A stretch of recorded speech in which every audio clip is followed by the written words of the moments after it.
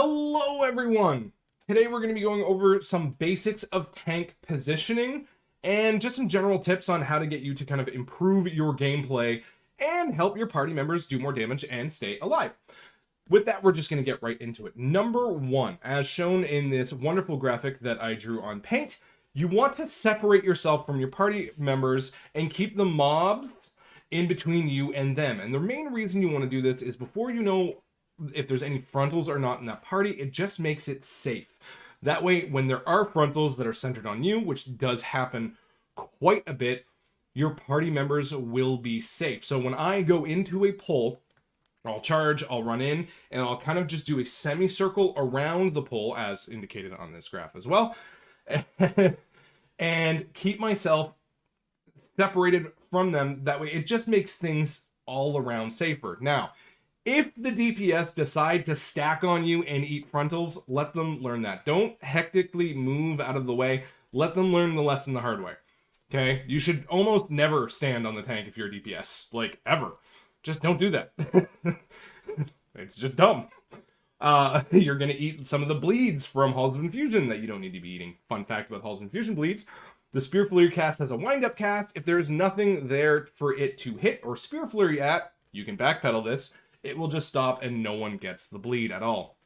So just keep that in mind and try and keep yourself separated just a little bit from your group, just enough so that way if there is any frontals or anything in that way, you're going to be safe, they're going to be safe, everyone's fine.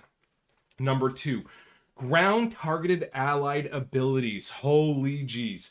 Sigil of Flames, Rain of Fire, D&D, Healing Rain, F-Flow for Druids. I can go on and I can name a lot of these. It is your job as the tank to try and, do everything in your possibility to help them do as much damage as possible and healing as possible to make the key timed. And I can tell you as a shaman, it feels terrible to drop a Healing Rain after you think everything's set, and then all of a sudden they run off and just pull everything out of it. And then they stop just outside of it. It's great. Destro locks for Rain of Fire. They need everything to be in one spot so they can spam everything down. Flame Patch for mages. You can go on, and so many specs have some sort of ground targeted abilities that need things to be still. So when you see these things going on and you have to move, start learning to kind of move around them.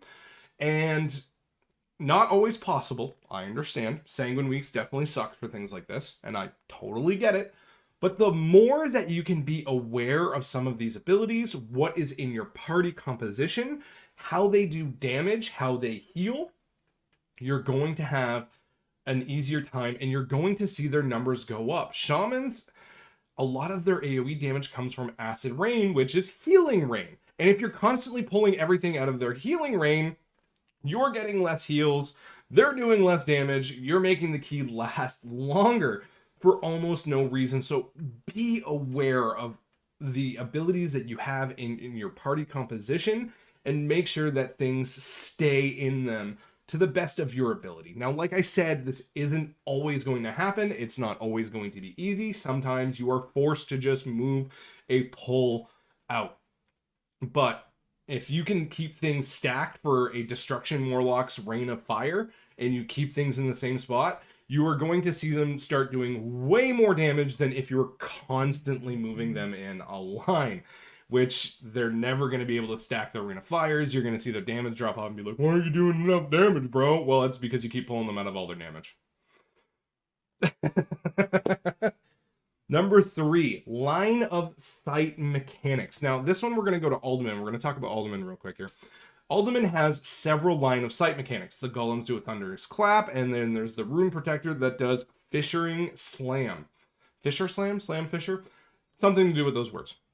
Those can be line of sighted. Now, you line of sighting those as a tank is probably mostly unlikely. But you're going to have melee DPS that absolutely want to be line of sighting them. So if you see pillars or corners or things like that, what you're going to want to do is you're going to want to tank this mob near that. So that way your melee DPS and other DPS can do as much damage and simply have a quick move out of the way right at the last second. They avoid the damage. They go right back to doing damage, and you're losing a minimal amount of damage uptime on these potentially very dangerous mobs that do a lot of damage to your party. And where you place these mobs can make things a lot easier for your group.